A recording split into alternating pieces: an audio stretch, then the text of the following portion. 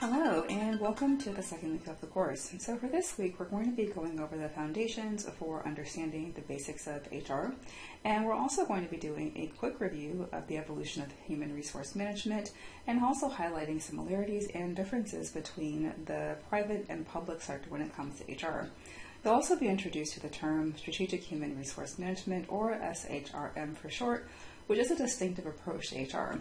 Now, you'll be seeing this term throughout the course, but it's important to introduce it to you now as a foundational concept because as we are now entering a new paradigm of work, there are challenges in the public sector which have been unprecedented. It's really important to understand the role of SHRM because SHRM goes above and beyond just the focus of the individual worker, but really focuses on the worker in the context of the larger organization and the environment. So I just want to start off by providing you an example of an HR framework. Now, some of this might look familiar as you've seen it in the introduction of the course, but I want to reiterate it here and go into a little bit more detail. So when we're thinking about a framework, what we're really thinking about are ways or a lens within which to understand something. So this is just one example of a framework, and you are encouraged to develop your own and explore other frameworks as well.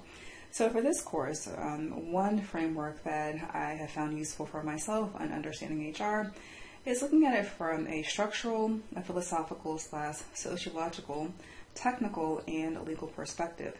So when you're looking at HR from a structural perspective, you're looking at things from within an organization. So you're looking at perhaps the presence of an HR department. You're asking if HR functions are centralized or decentralized along with that department.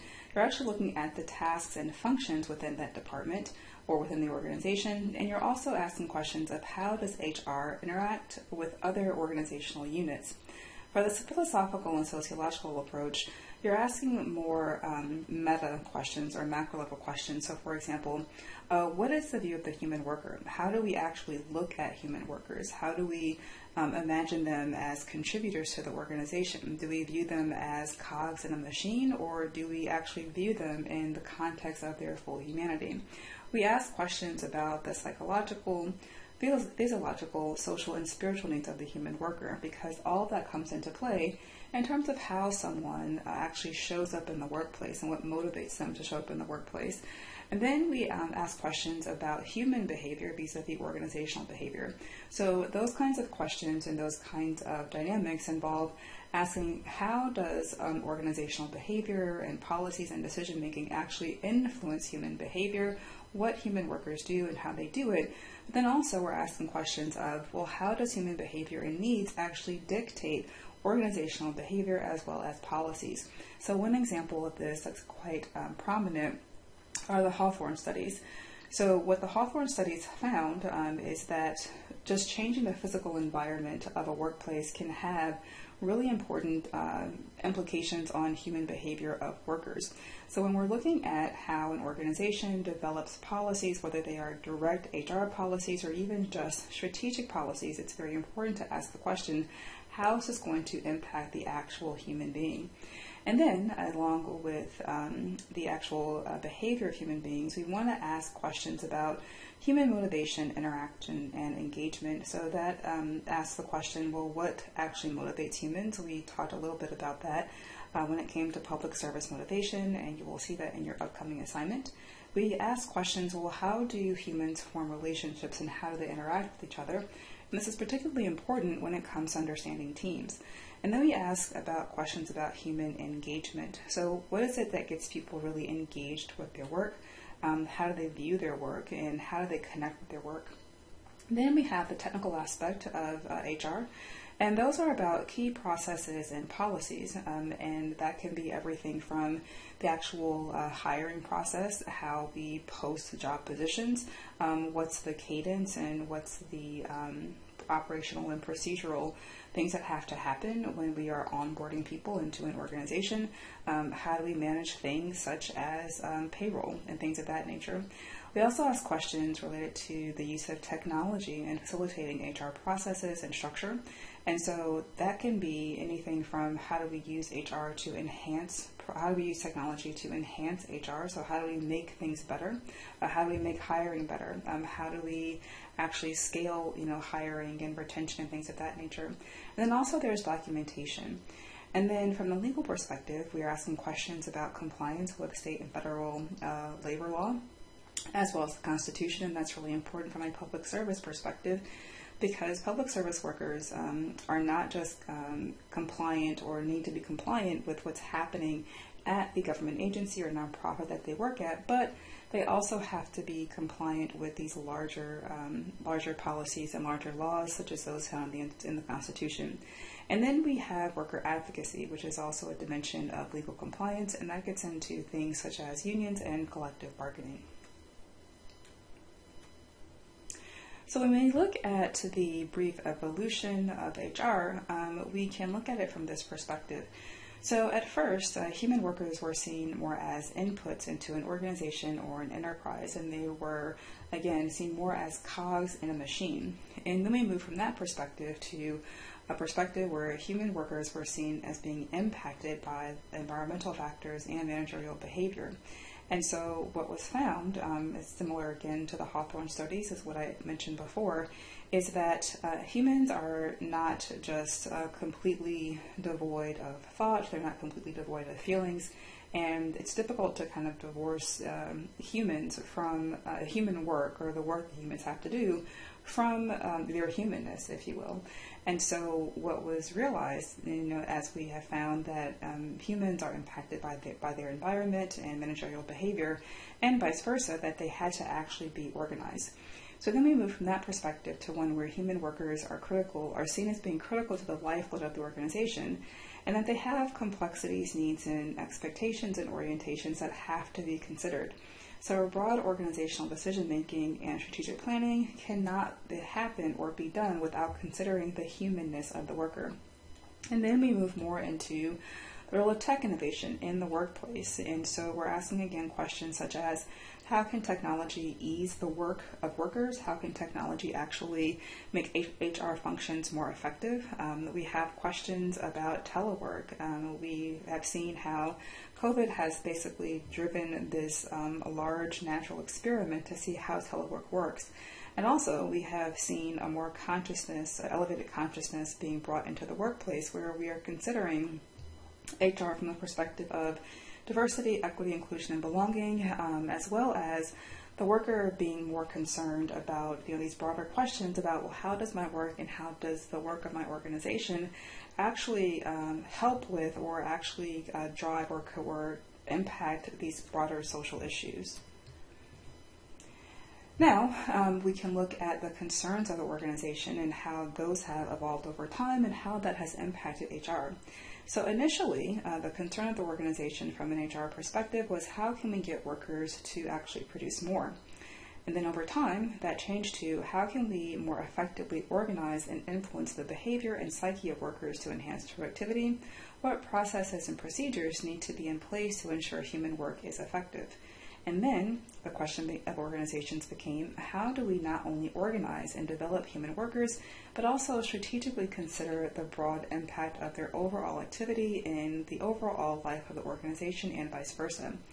And then here we are now with this question is, how can HR practices become more efficient and innovative? How and why should organizations embrace things such as diversity, equity, inclusion, and belonging? And how do employees expect their organizations to be socially conscious? So here are some key issues in the public sector today as it relates to HR. Navigating disruptive public health crises such as COVID, worker burnout, and the restructuring of work, attracting and retaining new talent in a changing workplace, and as well as the changing expectations of workers, the retirement of older government workers with less interest by younger workers, skill gaps in key areas such as technology, and that also relates to this need or the approach to actually reskill or upskill. And then we have needs for better, more comprehensive diversity, equity, inclusion, and belonging practices and strategies.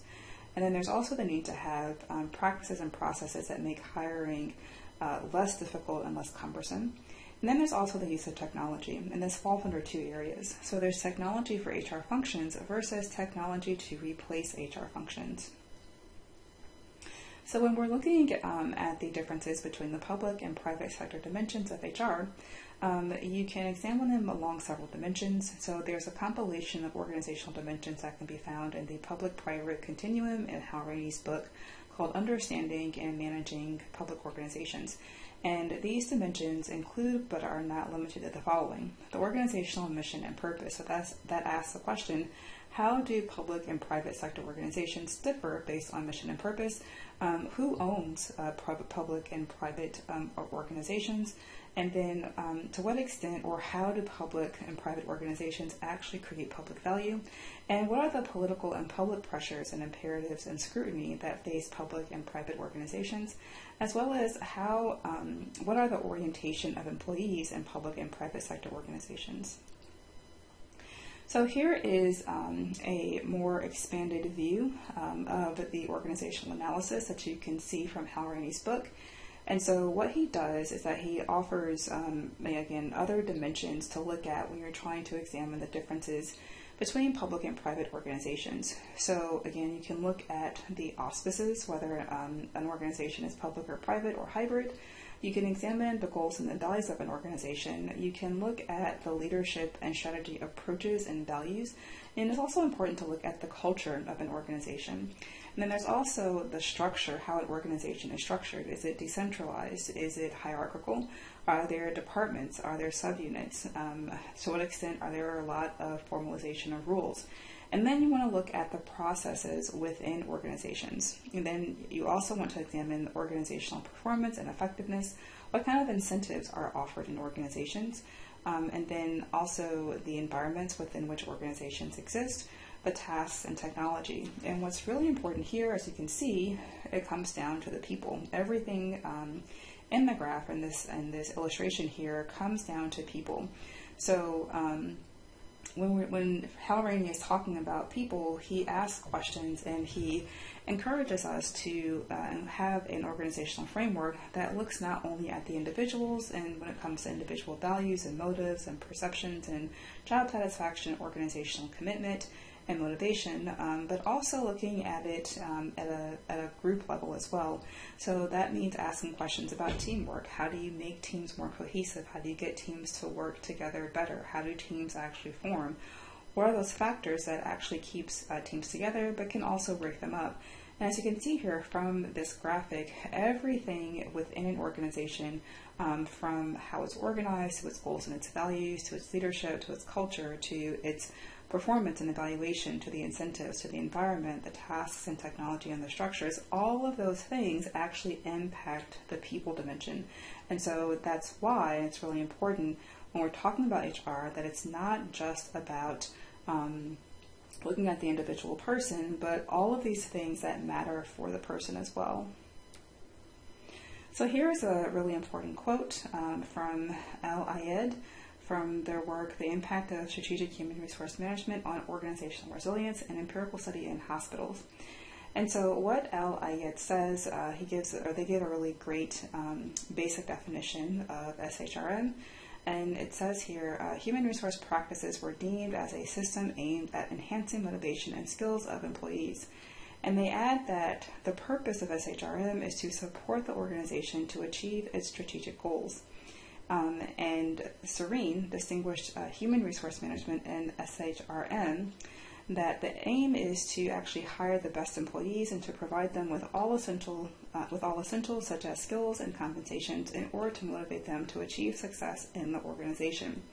The authors indicated that SHRM goes beyond by integrating these practices with the strategic goals of the organization.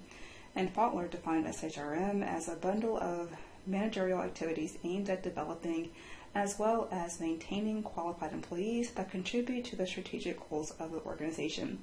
So in other words, again, what is important here when we're talking about SHRM is not just looking at the individual, but you're looking at the individual in the context of the entire organization. So that's why it's important to really uphold and to really grab onto this notion that HR is much more than just a department, and it's much more than a function, and it cannot be seen separate from the entire organization. So here is an infographic from HR Expertise that kind of further breaks down the SHRM practices. And so at the top here, you'll see that it says HR plays a vital role in the process of SHRM, and strategic SHR is demonstrated and implemented through different activities such as hiring, training, and rewarding employees.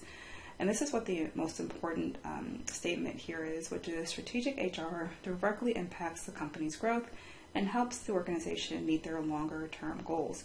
And here is the overall process, and this really highlights quite well why HR is more than just looking at the individual worker.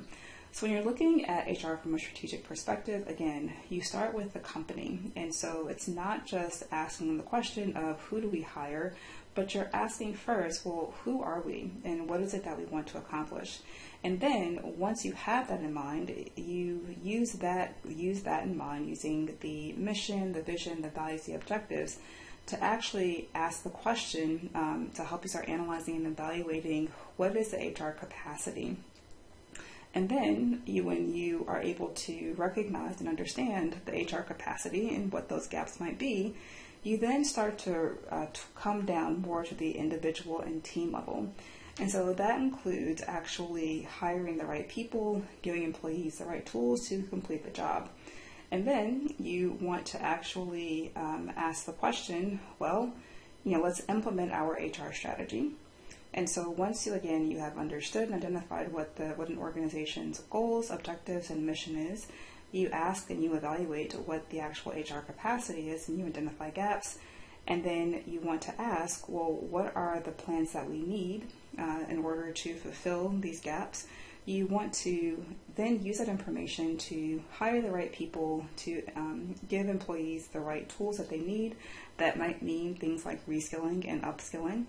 And then you actually implement your strategy. And then, of course, you want to then evaluate what you've done and then use a feedback loop in order to make corrections to your strategy. Because at the end of the day, with strategic HR, it's not just a question of what are employees doing and are they completing tasks, but have we given employees the right tasks to do that are going to meet the company's objectives, and have we actually given them the tools that they need to complete the tasks? And then also asking, what other supports do employees need other than tools and resources to complete the tasks and objectives that we want them to complete? And also asking questions of how can we retain employees so that we can always be on an upward trajectory with maintaining and growing our goals and mission and values. So that is it for this lecture. And so for the next 2 weeks, what I want you to do is to go through this checklist. And it includes this, making sure that you've gone through the case study and the learning material. For the case study, I would highly advise that you go through it at least 3 times. The first time starting with a high-level overview, and then looking at further detail in subsequent reviews. As you are going through the case study, I highly advise that you write down questions you immediately have. And then I advise that you post those questions on the hallway to start to engage with and to build more camaraderie and community with your classmates. And of course, you can always ask me the questions as well. If you want to, you can save those questions for the Zoom session, or you can ask me ahead of time.